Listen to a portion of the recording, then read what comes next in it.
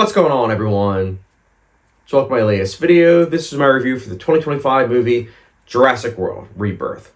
So Jurassic World Rebirth is the 7th entry in this Jurassic Park series, and it takes place after, what was the movie? Oh yeah, Jurassic World Dominion. It takes place 5 years after the events of that movie, and these characters are going on an expedition. The characters are played by Jonathan Bailey, Scarlett Johansson, Michelle Ali, among many others. They're going on an expedition to try to track down, you ready for this? 3 prehistoric creatures' DNA, because apparently this DNA from all 3 can potentially unlock a medical breakthrough that would save millions of people. So I didn't know this premise going into it, but when I heard it through the characters talking early on, I said to myself, this could potentially be a good movie, and I was locked in. I'll say this, I felt mixed about this movie overall, but at the same time, I am glad that I saw it, because it is definitely better than the last 2 movies that we saw in the franchise. The last 2, honestly, were almost unwatchable in my eyes. This entry, I liked the performances. I think that there's a lot of physicality that goes into these performances, and I think that with what they're given, they do a pretty good job. It also leads to the stunt work, because the stunt team did a really good job. I also liked that the visual effects are pretty seamless. The last 2 entries, I'm not going to say the visual effects were bad per se, but there was definitely some wonky imagery at times. But here, I honestly think for the most part that it was seamless, and don't be surprised if it gets a Best Visual Effects nomination come Oscar time. They're that strong. But it's also backed up by John Matheson's cinematography. John Matheson is a really good cinematographer. He usually works with Ridley Scott on films like Kingdom of Heaven, Gladiator, Robin Hood 2010.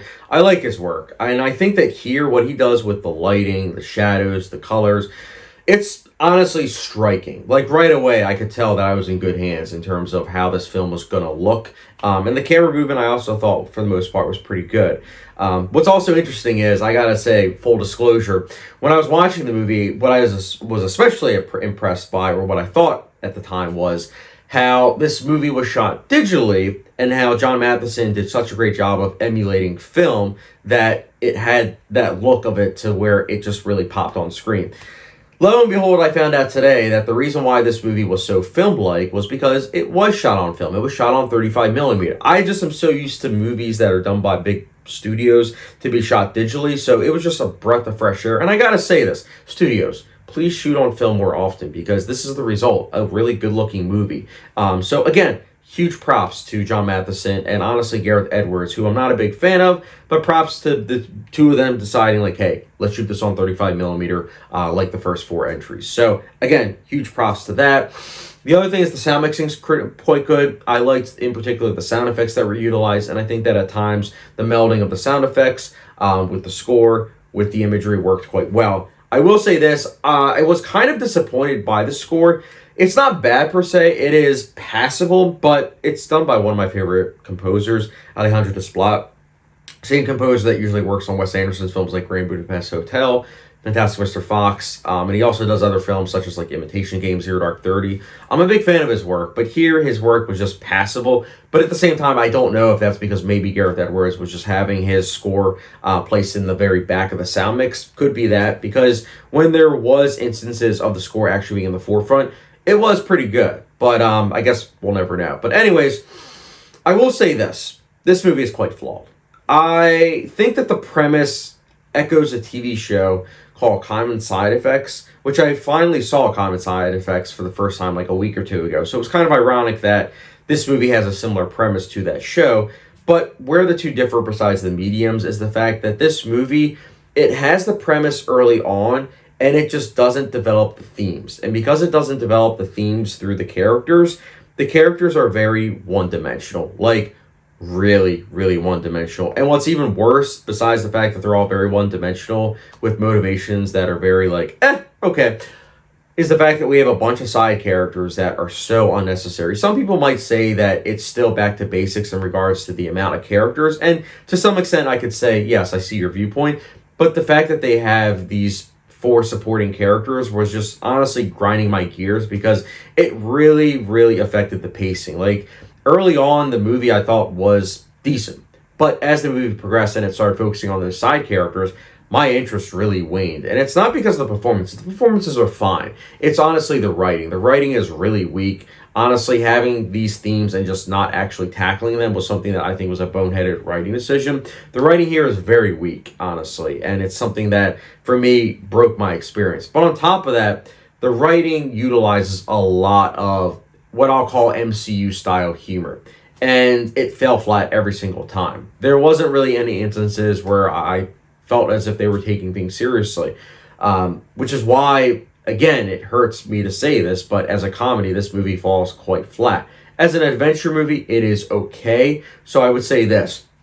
If you go into it with low expectations, if you go in for the spectacle, the visual effects, the cinematography, the performances, I think you'll enjoy this movie. But if you actually want a well-written movie that has like some really good action, I think that you are going to be disappointed because even the action lacked bite, for better words. One of my things with the action is that a lot of it felt very, very, very familiar. Whether it was ripping off Jaws, whether it was ripping off Spielberg's other movie, Jurassic Park, or even other entries in the Jurassic World series, there just wasn't really anything that I was able to grab onto other than maybe stuff early on in the ocean. That was something that, again, left some potential early on that I liked. But again, for the most part, this movie, it is a simplistic mess. There's a lot of potential on screen for this to have been a really good movie, but in execution, it left a lot to be desired. And I haven't even tackled the exposition. The exposition early on, combined with the attempts at humor, just fell flatter than a pancake. Like, it was honestly cringe-inducing.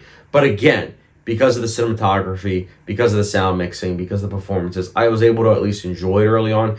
But as it progressed and it led to a ending that just left me saying, oh my goodness, really, here we go again.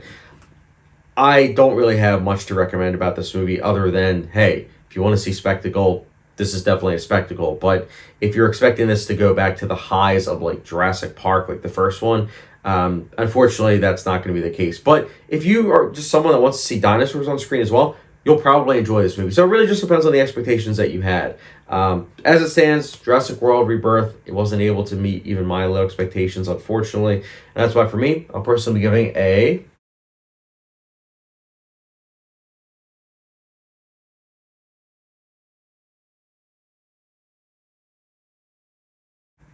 But yeah, guys, that's my quick review for Jurassic World Rebirth. Let me know your thoughts in the comment section down below on if you liked this movie or if you're not.